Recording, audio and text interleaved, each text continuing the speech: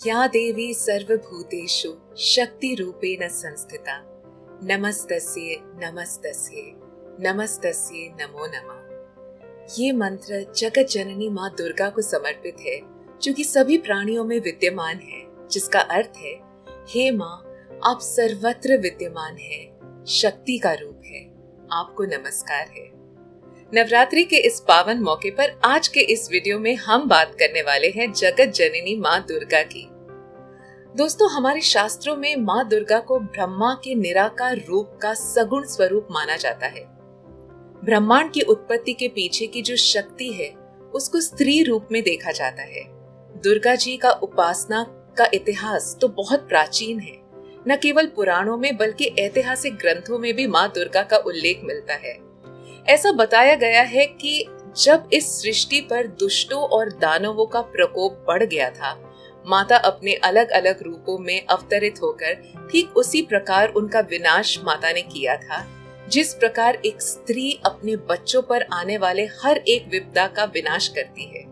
तो दोस्तों, इसी के साथ माता के 9 रूपों के पीछे का रहस्य आज जान लेते हैं और साथ ही जानते हैं माता के ये 9 अवतार स्त्री जाति को कैसे इंडिकेट करते हैं। वैसे तो जगत जननी माँ दुर्गा की इन सभी अवतारों को समझना या समझाना हम जैसे लोगों की बस की बात नहीं है, परंतु जितना मैंने जाना है और समझा है, इसे आज इस वीडियो के माध्यम से आप तक पहुंचाने की चेष्टा जरूर करूंगी। माता के पहले स्वरूप का नाम है शैलपुत्री।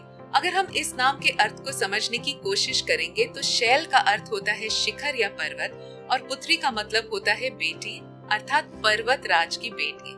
देवी अपने इस स्वरूप में बैल पर विराजमान होकर अपने दाएं हाथ में त्रिशूल और बाएं हाथ में कमल का फूल लिए होती है। देवी के इस स्वरूप को सती के नाम से भी जाना जाता है।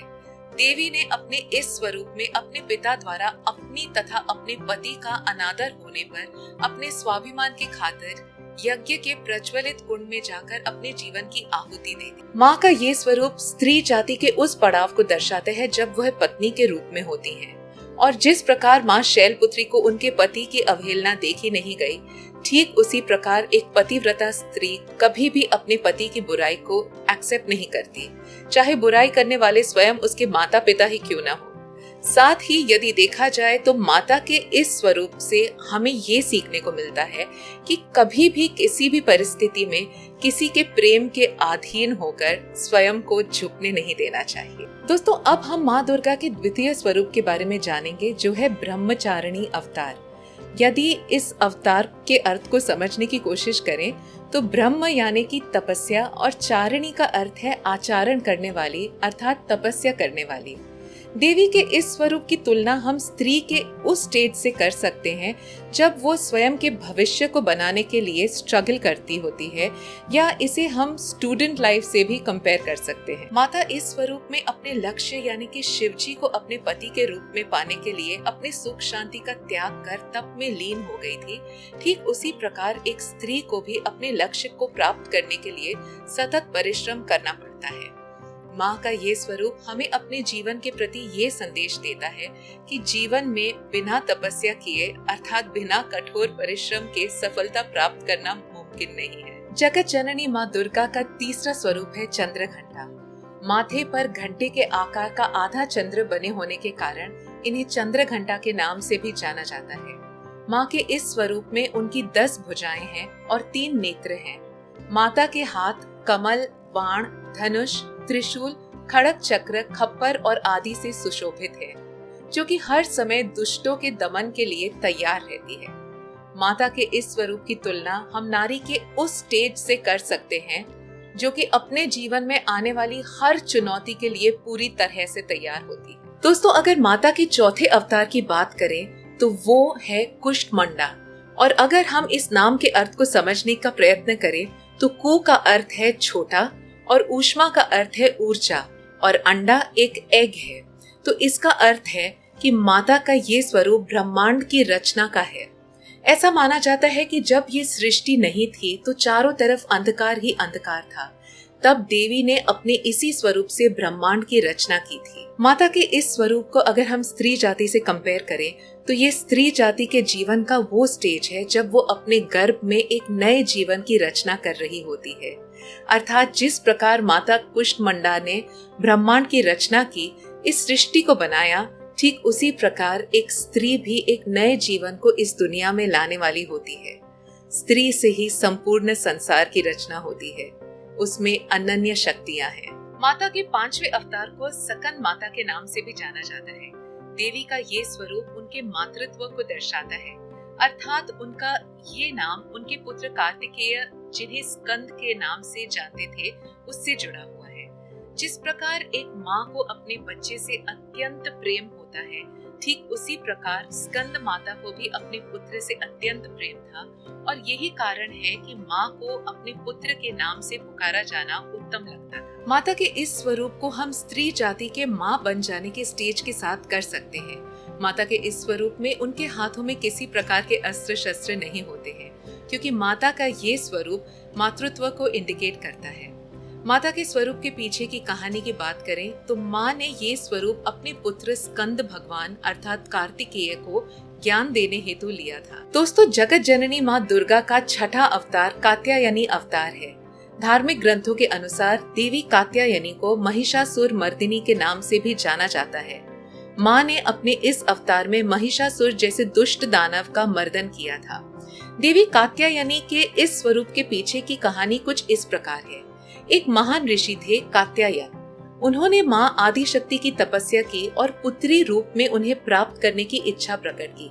माँ ने ऋषि की पुत्री के रूप में जन्म लिया। कात्यायन ऋषि की पुत्री होने के कारण उन्हें कात्यायनी नाम मिल गया। ये रूप घर परिवार में बेटी की महत्ता को बताता है।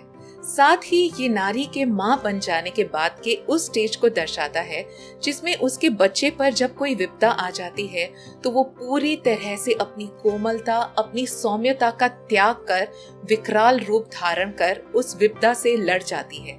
जिस प्रकार माँ कात्यायनी ने अपने बच्चों अर्थात अपने भक्तों की पुकार पर महिषासुर जैसे दानव का मर्दन करके उनकी रक्षा की थी। दोस्तों, माता का 7वां अवतार काल रात्रि है, जिसे हम कई भी कहते हैं, और यदि इसका अर्थ समझें तो काल रात्रि का अर्थ है रात्रि के समान काला, या फिर इस नाम का दूसरा अर्थ है काल को निगल जाना। माँ का ये स्वरूप माँ दुर्गा का सबसे प्रचंड स्वरूप है। माता का ये रूप अत्यंत क्रोध से भरा हुआ रौद्र रूप है। दुष्ट दानवों के प्रकोप से जब माता का सब्र का बाण टूट गया तो माता ने अपने इस रूप में रक्तबीज जैसे असुर का रक्तपान कर उसका वध कर डाला। और इस समय माँ काली के क्रोध की सीमा इस कदर बढ़ चुकी थी कि पूरी सृष्टि कांप उठी थी।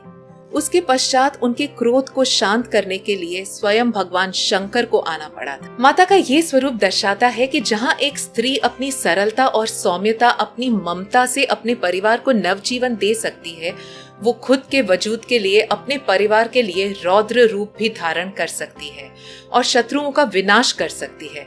तो माँ के स्वरूप की तुलना हम नारी के सबसे विकराल रूप से कर सकते हैं। दोस्तों, माता का 8वां स्वरूप महागौरी कहलाता है। अपने इस स्वरूप में माता सफेद वस्त्र को धारण किए हुए होती है। महागौरी का रूप बहुत ही शांत सौम्य है, वह ममतामयी है।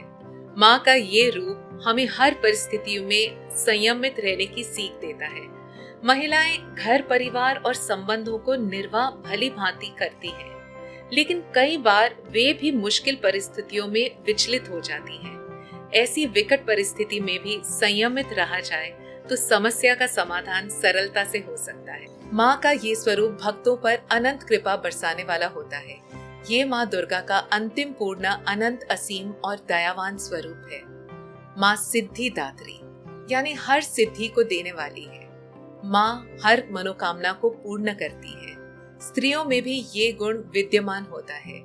वो भी अपने परिवार और समाज के कल्याण के लिए हमेशा तत्पर रहती है, पर हित को महत्व देती है। यही भावना सबके जीवन को खुशहाल बनाती है। आशा करती हूँ कि नवरात्रि के इस अवसर पर माँ दुर्गा के इन 9 रूपों के बारे में जानकर आपको ये वीडियो जरूर पसंद आया होगा।